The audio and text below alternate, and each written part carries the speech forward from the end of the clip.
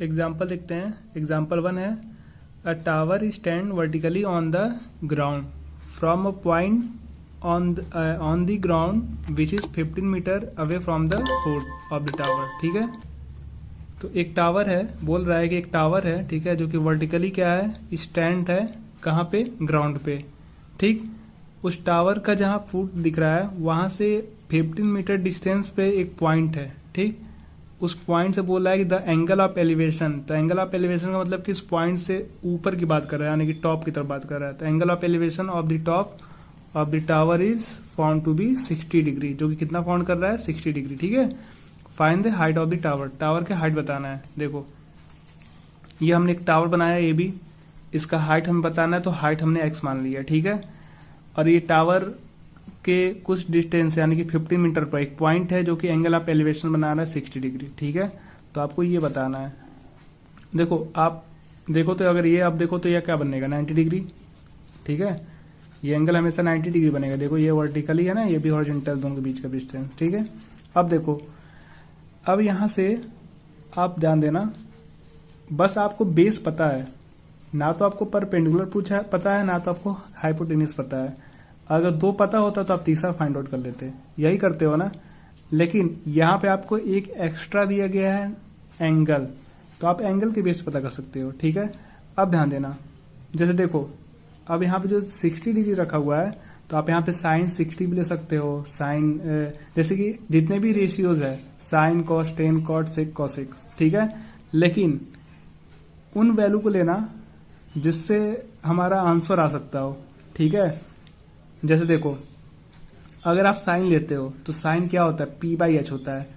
तो P by H, तो देखो ना तो हमको पी मालूम है ना तो एच मालूम है, दोनों अननोन है। ठीक है, अगर आप कॉस लेते हो तो जब कॉस लोगे तो क्या होता है, बी बाई एच होता है। तो बी तो पता है लेकिन एच नहीं पता है। लेकिन देखो बी बाई एच लेने का भी कोई फायदा नहीं है। देखो एक तो आपको पता है, ठीक है, आप एच ला दोगे, तो जब एच ला दोगे तो फिर आप पाइथागोरस से ये ला सकते हो। ठीक, कॉस लेते हो तो काम चल जा रहा है। ठीक है, ठीक है, फिर देखो 10 पे अगर आ जाओ, 10 तो 10 लो तो शायद हमको 2 बार नहीं सॉल्व करना पड़ेगा, एक ही बार में हो जाएगा। जब 10 लोगे तो आपको पड़ेगा पी बाई बी। देखो ये बताना था, बी लो, तो दो ही, एक ही तो अननोन है। और जो अननोन है, देखो कॉस में भी एक अननोन था लेकिन इसका वैल्यू हमें बताना नहीं था, लेकिन वैल्यू हमको इसका बताना है, तो आप ये लो। ऐसा नहीं, कॉस लेके भी आप सॉल्व कर सकते हो, लेकिन थोड़ा सा आपका स्टेप ज्यादा हो जाएगा। तो ऐसा करो जो आसानी हो जाए, इजिली सॉल्व कर सको। तो 1060 तो पी बाई बी होता है, तो पी का मतलब एच, बी। अब 1060 का वैल्यू क्या होता है, √3। ठीक, देखो एक्स की वैल्यू आ गया, बस साइट हो गया। बहुत सिंपल है ना, जो आपने चैप्टर 8 में पढ़ा है उससे ये बहुत सिंपल है। इसमें बस आपको क्वेश्चन को बस समझ के ये बना देना है। डायग्राम अगर आपने बना लिया तो क्वेश्चन सॉल्व कर सकते हो, बहुत इजी होता है। ठीक है, फिर देखो एक और एग्जांपल देखो, एन ऑब्जर्वर 1.5 मीटर टॉल, कितना लंबा है भैया, 1.5 metre, is 28.5 metre away from a chimney. एक चिमनी दिया हुआ है, देखो हमने एक चिमनी बना दी है बढ़िया सा। ठीक है, अब ऐसे आप रफ डायग्राम कर सकते हो। आप ऐसा नहीं कि आप बैठ के चिमनी बनाओगे, तो आप डायरेक्ट ऐसे लाइन भी ड्रॉ कर देते तो भी चलेगा। ठीक है, चलो हमने थोड़ा सा साइड में बना दिया है।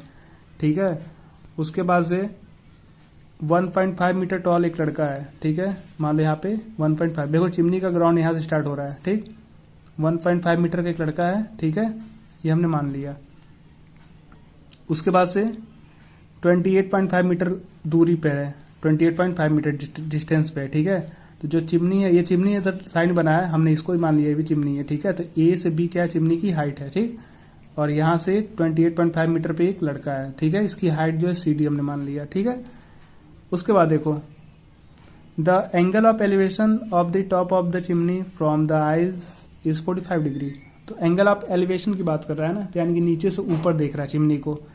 तो जो लड़का है ना, तो लड़के का एंगल ऑफ एलिवेशन आंख की बात कर रहा था। आंख का मतलब कि आप समझो तो हेड की बात कर रहा है, तो उसकी बात अगर यहाँ से करोगे, ये पैर यहाँ पे होगा ना, अब यहाँ से तो आप बात नहीं करोगे। जब भी आइज या हेड से बात करता है, देखो सिर्फ अगर इंसान की बात कर दिया तो उसको कहीं से भी कंसीडर कर सकते हो, लेकिन फिलहाल अभी बोल रखा है कि आइज से मतलब कि यहाँ से, मतलब उसके चेहरे पे, फेस पे होता है आइज। तो यहाँ से ये क्या कर रहा है, 45 डिग्री बना रहा है। ठीक, तो फिर ये लाइन ड्रॉ करोगे आप। ठीक है, क्योंकि देखो यहाँ पे इसकी हाइट है ना ये, तो फिर ये आपका ये ट्रायंगल बन रहा है क्या, DEA। ठीक, फिर देखो what is the height of the chimney, ये पूरी हाइट बताना है आपको, ठीक है। तो ध्यान देना, जैसे हमने ये लाइन ड्रॉ किया तो ये तो इसके पैरेलल हो जाएगा, तो ये जब 1.5 है तो ये भी क्या होगा, यहां तक तो आपको मालूम हो गया कि 1.5 मीटर है, ठीक है। अब देखो ये पूरा हाइट बताना है ना आपको, तो यहां से यहां तक तो मालूम हो गया, बस ये चाहिए आपको, यही तो चाहिए ना आपको। तो इसका मतलब जो चिमनी की हाइट है ये थोड़ा बहुत हमने लिख दिया, जो बोला है थोड़ा सा। अब हाइट ऑफ चिमनी क्या हो जाएगा, ए बी इक्वल टू ए ई और ई बी दोनों प्लस कर दोगे, तो बी ई का तो वैल्यू दिया है, बस आपको ए ई बताना है। तो देखो कैसे बताओगे भाई, 1045 ले लो, 1045 लोगे तो क्या हो जाएगा, ये ए से ई आ जाएगा ना। अब ट्रेंगल आपका ये रहा ना, ये पूरा नहीं देखोगे ट्रेंगल, आपका ट्रेंगल ये बन रहा है, तो ये क्या हो जाएगा पी बाई बी। तो बी का वैल्यू पता है, पी नहीं पता है तो पी आप पता कर लोगे, यहाँ पे इसको एक्स मान लो, ठीक है। इसको हमने एक्स मान लिया, इसको एक्स लिख दे रहा हूं मैं, पूरी हाइट एक्स है, ठीक। तो देखो क्या हो जाएगा, देखो d e is equal to c b y लिख दिया हमने कि दोनों इक्वल है, वो ये चीज, ये दोनों इक्वल है क्योंकि दोनों पैरेलल है, ठीक है, रेक्टेंगल है, ठीक। देखो तो ट्रायंगल ए डी ई में 1045 बाई क्या हो जाएगा भाई, पी बाई बी, तो इसका वैल्यू होता है 1, ए ई का वैल्यू आपको बताना था, डी ई का वैल्यू दे दिया है, तो ए ई का वैल्यू आ गया, ठीक। अब प्लस कर दो, आ गया 30 मीटर, क्योंकि वही हमें चाहिए था ना, ए ई लाकर 1.5 में प्लस कर देना था, ठीक। एग्जाम्पल एक और, the shadow of a tower standing on a level ground is found to be 40 metre longer when the sun's altitude is 30 degree than when it is 60 degree, find the height of the tower. Tower की height बताना। देखो कह रहा है एक tower है, ground पे क्या स्टैंड है, ठीक है। तो यहाँ पे एल्टीट्यूड का मतलब ये होता है 90 डिग्री, ठीक है। अब यहाँ पे इसका शैडो बना रहा है, तो शैडो जो बन रहा है, तो देखो जो शैडो बन रहा है वो शैडो 60 डिग्री और 30 डिग्री दो शैडो की बात कर रहा है, ठीक है। तो पहले 30 डिग्री है, फिर 60 डिग्री बन रहा है, ठीक है। तो इसमें ये बोल रहा है कि जो 30 डिग्री जो 30 डिग्री पे जो शैडो बन रहा है, ठीक है, वो 60 डिग्री वाले से 40 मीटर ज्यादा पे बन रहा है डिस्टेंस पे, ठीक है।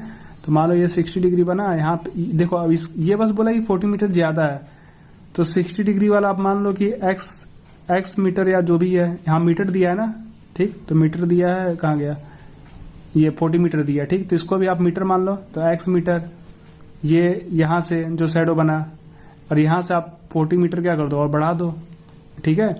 अब इसका नाम दे दो a b, a c d. तो बी सी क्या हमने मान लिया है, एक्स मान लिया है, तो डी से बी क्या हो जाएगा 40 प्लस एक्स, ठीक। और जो इसका हाइट है उसको हमने वाई मान लिया। अब ऐसा नहीं कि इसको भी एक्स मान लेना, क्योंकि ये हमने इधर एक्स माना है ना, तो इधर वाई मानो, ठीक है, क्योंकि दोनों इक्वल नहीं ना कहा है कि ये डिस्टेंस ये हाइट इक्वल हो, ऐसा कुछ बोला नहीं है। अब यहाँ पे दो ट्रायंगल बन रहा है, एक ट्रायंगल बना ए बी सी और दूसरा बना ए बी डी। अब ऐसे मत बोलना, ये राइट एंगल लेना, ठीक है। तो दो ट्रायंगल बना, तो पहले हम ट्रायंगल ले रहे हैं ए बी सी, ये 90 डिग्री बन गया। देखो यहाँ पे दोनों अननोन है, दोनों का आपको वैल्यू पता करना है, ठीक। तो 10 ले लो। देखो इसमें मैक्सिमम देखोगे तो 10 का ही जरूरत पड़ता है, साइन का बहुत कम पड़ता है जरूरत। देखो फिर 10 60 डिग्री लो, तो पी और बी यही तो बताना है ना, तब कॉर्ड भी ले सकते थे, लेकिन 10 लो, इजी होगा।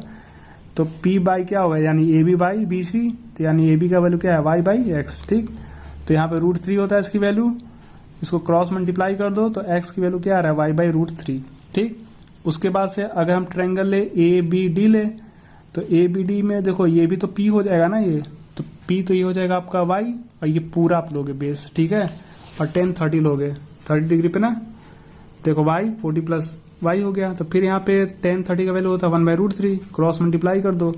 अब जो यहाँ से जो x की वैल्यू थी, ये वाली यही वाली x की वैल्यू यहाँ पे क्या कर दो, सब्स्टिट्यूट कर दो, ठीक है। यहाँ पे इस वाले में रख दो x की वैल्यू। तो देखो पहले तो हमने क्रॉस मल्टीप्लाई कर दिया है, ठीक है। क्रॉस मल्टीप्लाई करने के बाद से हमने क्या किया, x की वैल्यू को यहाँ पे पुट कर दिया है। तो पुट कर दियो, जहाँ पे x था वहां पे y के फॉर्म में लिख दियो, ठीक। उसके बाद देखो इसको इधर लेते गए हैं, ठीक है। तो यहाँ से y कॉमन लिए हैं, तो बच जाएगा √3 - 1, ठीक है। ये जैसे थोड़ा सा हमने शॉर्ट में सॉल्व किया, देखो यहाँ से अगर y कॉमन लोगे, ठीक है, तो y जब कॉमन लोगे तो आप बच जाएगा √3 - 1 बाई √3, ठीक है। और ये सॉल्व करोगे तो इसका एलसीएम लोगे तो √3 आएगा, तो √3 से √3 से मल्टीप्लाई किया तो 1 ही आएगा, वही हमने लिख दिया यहाँ पे। अब इसको माइनस करोगे तो क्या आएगा 2 बाई √3, अब इसको 2 को उधर करो, भेजोगे, √3 को उधर भेजोगे तो इंटू हो जाएगा, 2 जो होगा डिवाइड हो जाएगा, तो ये आ गया हाइट 20√3। ठीक है, देखो यहाँ तक भी सही है, या तो √3 का वैल्यू भी रखना चाहो तो रख के फिर मल्टीप्लाई कर सकते हो। ठीक है, फिर देखो एक और एग्जांपल देखो, from a point on a bridge across a river the angle of depression of the banks on opposite sides of the river। ये रिवर है, ठीक है, तो ये ब्रिज है, ठीक, इस ब्रिज में क्रॉस क्या है, एक रिवर नीचे मतलब पानी की बात कर रहा है। ठीक है, अब यहाँ पे रिवर्स है, ठीक है, तो एक पॉइंट लेना है ब्रिज पे, तो ब्रिज पे हमने एक पॉइंट लिया, तो जो इनके बैंक होते हैं, ठीक है, बैंक जो है opposite sides of a river, ठीक है, रिवर के अपोजिट साइड दोनों of a river over are 30 degree and 45 degree respectively. जो एंगल ऑफ डिप्रेशन बना रहा है वो 30 और 45 डिग्री बना रहा है, यानी कि यहाँ देखो एक इधर बना रहा है 30 डिग्री और एक इधर बना रहा है 45 डिग्री। देखो ये ऐसे बन तो ऐसे रहा है, क्योंकि देखो यहाँ पे ये क्या होता है, हॉरिजॉन्टल लेवल होता है ना, ये बनेगा 30 डिग्री और यहाँ से बनाएगा 45 डिग्री।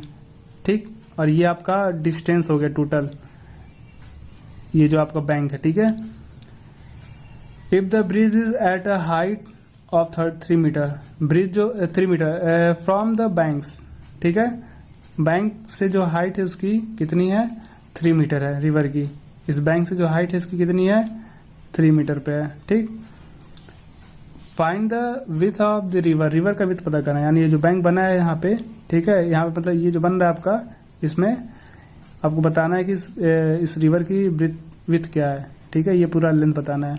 ठीक, तो ये पूरा इसके क्या हो जाएगा, पैरेलल हो जाएगा, तो ये 30 है तो 30, 45 है तो 45।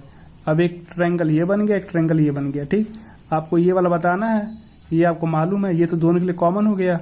ठीक, तो देखो लिख दिया हमने, ए एंड बी क्या है, represent point on the bank on the opposite side of the river. ठीक है, और ए बी क्या है, width of the river, river का पूरा विथ है, p is a point on the bridge at the height of 3 metre, d p equal to क्या हो जाएगा, 3 मीटर। ठीक है, अब देखो ट्रायंगल ए डी पी लो, तो देखो 10 से काम चल जाएगा, देख रहे हो ना, बी चाहिए ना, तो पी बाई क्या होता है, बी होता है, तो पी मालूम है तो बी आ जाएगा। ठीक, अब जब दोनों ये वाला डिस्टेंस आएगा दोनों को ऐड कर दोगे, आ जाएगा आंसर।